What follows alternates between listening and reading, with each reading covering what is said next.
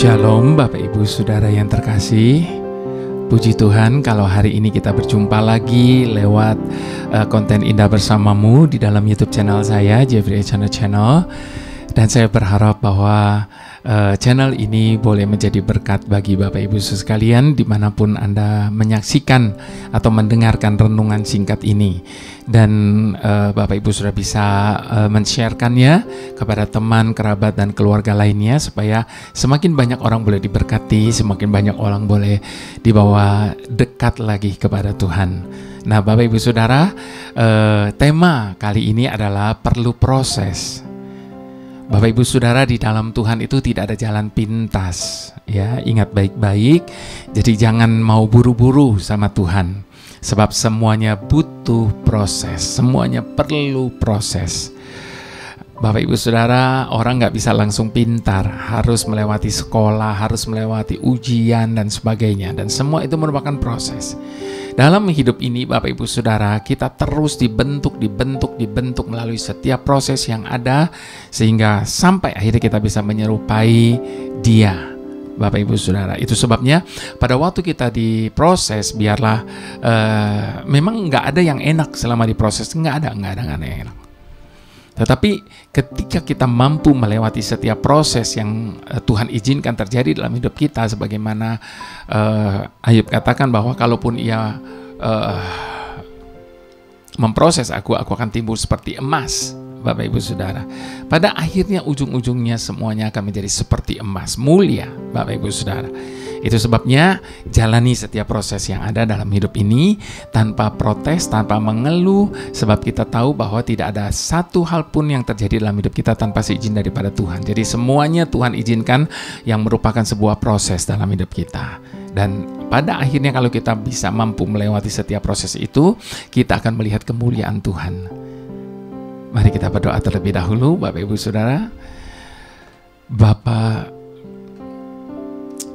pembentuk hidup kami, Engkaulah penjunan dan kami adalah tanah liat di tangan-Mu. Bentuk kami seturut dengan kehendak-Mu. Apa saja yang Kau ingin buat dalam hidup kami, apa saja yang Kau ingin buat dengan hidup kami, buat sesuka-Mu Tuhan. Sebab kami tidak mempunyai hak atas hidup kami ini. Hidup kami sudah Engkau beli dengan harga yang begitu mahal, dan harganya sudah lunas Engkau bayar. Itu sebabnya Bapa, hidup yang kami hidupi hari ini adalah punya-Mu Tuhan. Sehingga Engkau yang berdaulat 100% atas hidup kami. Engkau yang punya hak, Engkau yang berdaulat atas hidup kami. Sehingga kami tidak ada hak untuk protes, untuk mengeluh, untuk komplain, sebab segala sesuatu yang terjadi dalam hidup kami semua hanya berdasarkan kasih-Mu Tuhan. Terima kasih Bapa, kami menyerahkan setiap proses yang Engkau izinkan terjadi dalam hidup kami, sehingga kami semakin hari akan semakin menyerupai Engkau Tuhan. Bapa, kami serahkan waktu-waktu yang depan ini ke dalam tangan-Mu. Ambil alih sepenuhnya Tuhan, dalam nama Yesus, haleluya, amin. Kita buka, sebelum kita buka firman Tuhan, kita angkat pujian terlebih dahulu Bapak Ibu Saudara. Jalan-Mu tak terselami oleh setiap hati kami, namun satu hal ku percaya, ada rencana yang indah. Oh, tiada terduga kasih-Mu, heran dan besar bagiku. Arti kehadiran-Mu selalu nyata di dalam hidupku. Penyertaan-Mu sempurna, rancangan-Mu penuh damai, aman dan sejahtera. sejahtera walau di tengah badai. Ingin ku selalu bersama, rasakan keindahan arti kehadiran-Mu Tuhan. Penyertaan-Mu sempurna, rancangan-Mu penuh damai, aman dan sejahtera walau di tengah badai. Ingin ku selalu bersama, rasakan keindahan arti kehadiran-Mu Tuhan. Jadi melalui proses apapun Bapak Ibu Saudara, it doesn't matter. Yang penting adalah Tuhan ada bersama dengan kita. Buka firman Tuhan Ibrani 11. Ibrani 11 ayat yang pertama sampai ayat yang ke-40, cukup panjang Bapak Ibu Saudara. Judul dari perikop ini adalah saksi-saksi iman. Iman adalah dasar dari segala sesuatu yang kita harapkan dan bukti dari segala sesuatu yang tidak kita lihat. Sebab oleh imanlah telah diberikan kesaksian kepada nenek moyang kita. Karena iman kita mengerti bahwa alam semesta telah dijadikan oleh firman Allah. Sehingga apa yang kita lihat telah terjadi dari apa yang tidak dapat kita lihat. Karena iman Habel telah mempersembahkan kepada Tuhan korban yang lebih baik daripada korban Kain. Dengan jalan itu ia memperoleh kesaksian kepadanya bahwa ia benar karena Tuhan berkenan akan persembahannya itu, dan karena iman ia masih berbicara sesudah mati. Karena iman Henokh terangkat supaya ia tidak mengalami kematian, dan ia tidak ditemukan karena Tuhan telah mengangkatnya. Sebab sebelumnya terangkat ia memperoleh kesaksian bahwa ia berkenan kepada Tuhan. Tetapi tanpa iman tidak mungkin seorang berkenan kepada Tuhan. Sebab barang siapa berpaling kepada Tuhan, ia harus percaya bahwa Tuhan ada dan bahwa Tuhan memberi upah kepada orang yang sungguh-sungguh mencari Dia. Karena iman, maka Nuh dengan petunjuk Tuhan tentang sesuatu yang belum kelihatan dengan taat mempersiapkan bahtera untuk menyelamatkan keluarganya, dan karena iman itu ia menghukum dunia, dan ia ditentukan untuk menerima kebenaran sesuai dengan imannya. Karena iman Abraham taat ketika ia dipanggil untuk berangkat ke negeri yang akan diterimanya menjadi milik pusakanya, lalu ia berangkat dengan tidak mengetahui tempat yang ia tuju. Karena iman ia diam di tanah yang dijanjikannya itu, seolah-olah di suatu tanah asing, dan di situ ia tinggal berkemah dengan Ishak dan Yakub yang turut menjadi ahli waris janji yang satu itu. Sebab ia menanti-nantikan kota yang mempunyai dasar, yang direncanakan dan dibangun oleh Tuhan. Karena iman, ia juga dan Sarah beroleh kekuatan untuk menurunkan anak cucu, walaupun usianya sudah lewat, karena ia menganggap Dia yang memberikan janji itu setia. Itulah sebabnya maka dari satu orang, malahan orang yang telah mati pucuk, terpancar keturunan besar seperti bintang di langit dan pasir di tepi laut yang tak terhitung banyaknya. Dalam iman mereka semua ini telah mati sebagai orang-orang yang tidak memperoleh apa yang dijanjikan itu, tetapi yang hanya dari jauh melihatnya dan melambai-lambai kepadanya, dan yang mengakui bahwa mereka adalah orang asing dan pendatang di bumi ini. Sebab mereka yang berkata demikian menyatakan bahwa mereka dengan rindu mencari suatu tanah air. Dan kalau sekiranya dalam hal itu mereka ingat akan tanah asal yang telah mereka tinggalkan, maka mereka cukup mempunyai kesempatan untuk pulang ke situ. Tetapi sekarang mereka merindukan tanah air yang lebih baik, yaitu suatu tanah air surgawi.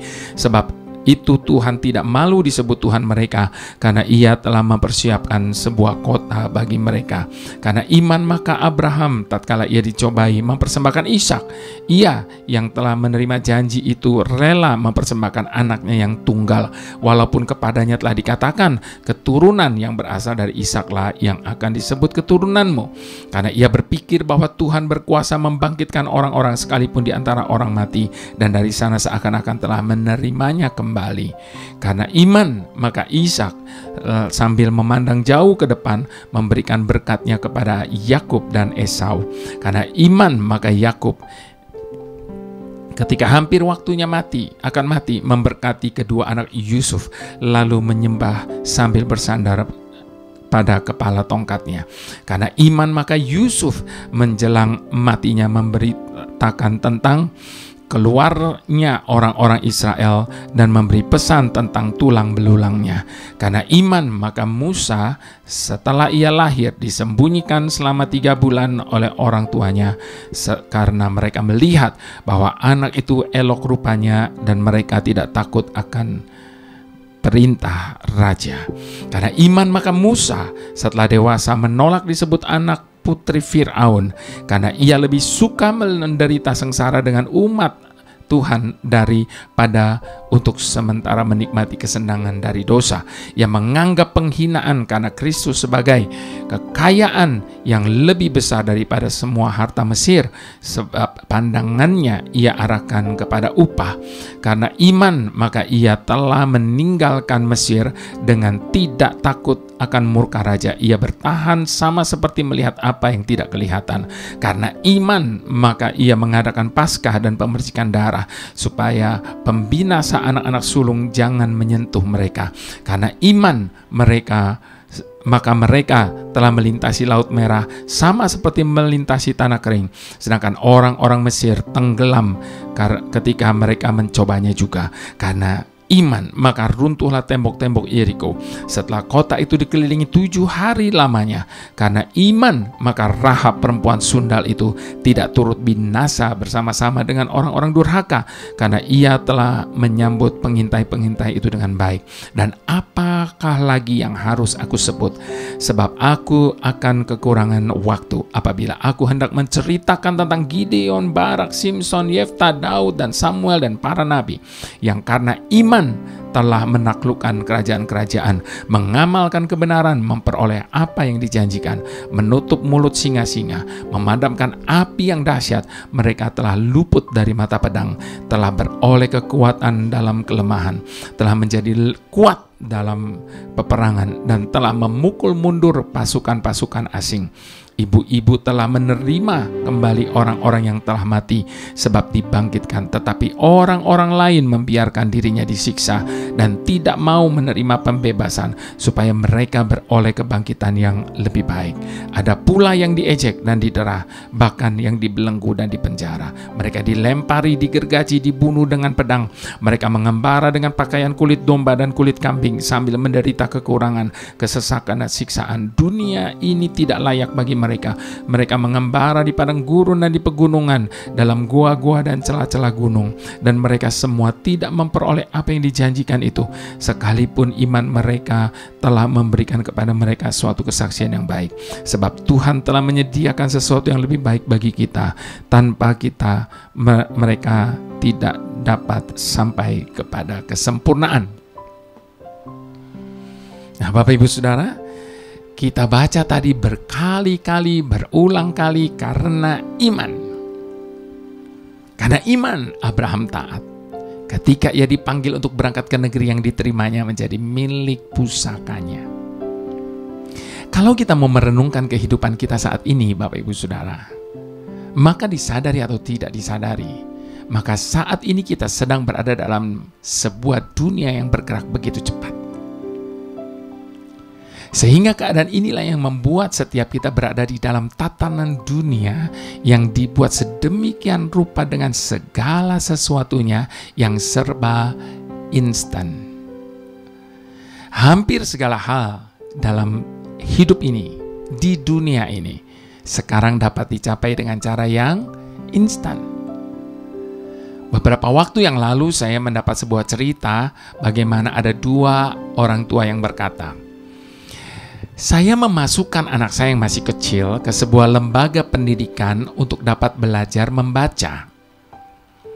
Dan yang menjadi hal yang luar biasa adalah tempat kursus membaca tersebut berani memberikan jaminan atau garansi bahwa hanya dalam jangka waktu 3 bulan maka anak saya dapat dipastikan sudah dapat membaca. Lalu apa yang terjadi? Nyatanya, bahkan dalam jangka waktu kurang lagi 2 bulan, anak saya benar-benar sudah dapat membaca. Lalu saya mempelajari bagaimana hal itu bisa terjadi. Dan saya mendapati bahwa metode membaca yang diajarkan memang benar-benar hebat. Tetapi apakah itu berarti bahwa dalam jangka waktu 2 bulan, anak saya sudah lancar dalam membaca? Tentu saja tidak. Sebab untuk bisa membaca dengan lancar, maka dibutuhkan proses yang panjang. Bisa berbulan-bulan, atau bahkan bisa bertahun-tahun. Dari hal itulah saya berpikir, metode bisa saja instan, tetapi untuk menjadi ahli, maka harus melewati apa yang namanya proses. Nah, demikian juga dengan berlaku dalam kehidupan kekristenan kita, Bapak Ibu Saudara. Untuk menjadi orang Kristen yang dewasa secara rohani, maka dibutuhkan apa yang namanya proses kehidupan. Dan proses kehidupan inilah yang pada akhirnya akan membentuk karakter kita. Sehingga makin hari hidup kita semakin disempurnakan. Proses pembentukan karakter ini bisa saja berupa masalah, penderitaan, gesekan dengan orang lain, pergumulan hidup, dan yang lainnya. Ibrani 11 tadi, Bapak Ibu Saudara, dengan panjang lebar memuat daftar saksi-saksi iman yang memiliki pengalaman hidup yang luar biasa. Dari hal itulah kita semua bisa belajar bahwa mereka semua tidak menjadi pahlawan iman secara instan. Namun semua itu tentunya melalui sebuah proses yang begitu panjang. Nuh mengalami proses selama 120 tahun untuk menyelesaikan bahteranya. Abraham mengalami proses selama 25 tahun sebelum ia menjadi bapak bagi banyak bangsa. Yusuf mengalami proses dengan setia ia menjalani profesinya sebagai budak dan tahanan selama 13 tahun. Hanya melalui proses seperti itulah sebuah kehidupan yang kita hasilkan akan menjadi matang dan bisa dinikmati. Bapak Ibu Saudara, apakah hari ini setiap kita sedang mengalami proses dari Tuhan? Maka percayalah bahwa semakin panjang proses yang harus kita hadapi, maka akan semakin kuat karakter kita, semakin matang buah kehidupan kita, dan kita pun akan menyerupai Tuhan kita. Metode bisa saja instan, namun untuk menjadi ahli, setiap kita membutuhkan proses. Itu sebabnya jalani saja hidup ini, sebab kita tahu Tuhan selalu ada bersama dengan kita melewati setiap proses yang terjadi dalam hidup kita. Mari sekali lagi sama-sama kita mau katakan, jalanmu tak terselami oleh setiap hati kami. Namun satu hal ku percaya, ada rencana yang indah. Oh, tiada terduga kasih-Mu heran dan besar bagiku arti kehadiranmu selalu nyata di dalam hidupku. Penyertaanmu sempurna, rancanganmu penuh damai, aman dan sejahtera walau di tengah badai. Ingin ku selalu bersama, rasakan keindahan arti kehadiranmu Tuhan. Penyertaanmu sempurna, rancanganmu penuh damai, aman dan sejahtera walau di tengah badai. Ingin ku selalu bersama, rasakan keindahan arti kehadiranmu Tuhan. Arti kehadiranmu Tuhan. Arti kehadiranmu Tuhan.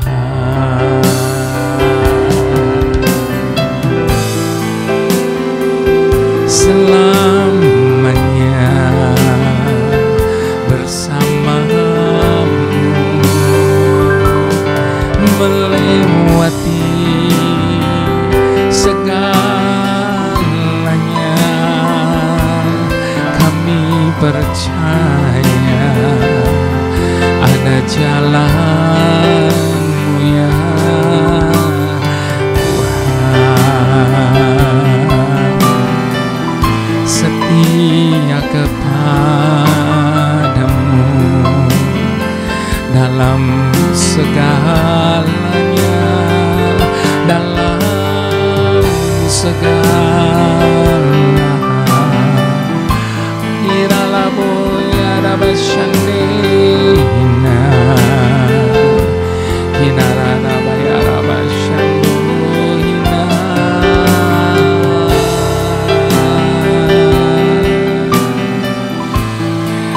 Mari Bapak Ibu Saudara percaya sepenuhnya kepada Tuhan bahwa tidak pernah sekalipun Tuhan merancangkan yang jahat, tidak pernah sekalipun Tuhan merancangkan yang buruk atas hidup kita, sehingga tidak ada alasan bagi kita untuk ragu-ragu.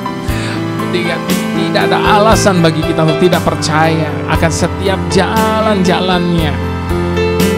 Bahkan ketika Dia menuntun kita melewati lembah kekelaman sekalipun, bahkan ketika Dia menuntun kita menaiki gunung-gunung yang terjal, jalan yang berkelok-kelok, percayalah bahwa di balik semuanya dan pada akhirnya Dia menjadikan segala sesuatu indah, seindah-indahnya bagi kita. Bagian kita hanya mempercayai Dia melalui setiap proses yang terjadi dalam hidup kita. Tuhan pemilik dan pemelihara hidup kami, Engkau yang telah memulai segala sesuatu yang begitu baik dalam hidup kami. Kami yakin Engkau tidak pernah bekerja separuh jalan. Engkau pasti akan melanjutkan karya-Mu atas hidup kami hari ini dan seterusnya. Engkau yang telah merancangkan segala sesuatu dengan rancangan yang begitu sempurna. Kami percaya tidak akan ada satupun dari rancangan-Mu atas hidup kami yang bisa gagal. Engkau yang telah berjanji bahwa Engkau adalah Tuhan yang selalu menyertai kami. Kami percaya itu terjadi di segala musim dalam hidup kami, melewati segala keadaan. Engkau yang telah berjanji bahwa Engkau tidak akan pernah membiarkan kami bergumul sendiri. Kami percaya Engkau tidak akan lalai untuk menepati segala janji-janji-Mu Tuhan. Itu sebabnya bantu setiap kami hari ini untuk lebih mempercayai-Mu dari hari yang kemarin. Bantu kami hari ini untuk berani melihat ke depan yang penuh dengan pengharapan. Bantu kami untuk selalu memandang di segala jalan hidup kami, karena kami yakin ketika Engkau menghadapkan wajah-Mu kepada kami, Engkau memberikan kami kasih karunia dan damai sejahtera-Mu yang melampaui segala akal. Ketika Engkau berjanji untuk senantiasa menyertai kami, apalagi yang dapat kami minta kepadamu? Sebab di dalam penyertaan-Mu kami memperoleh segalanya. Terima kasih Tuhan. Terpujilah nama-Mu. Haleluya. Amin.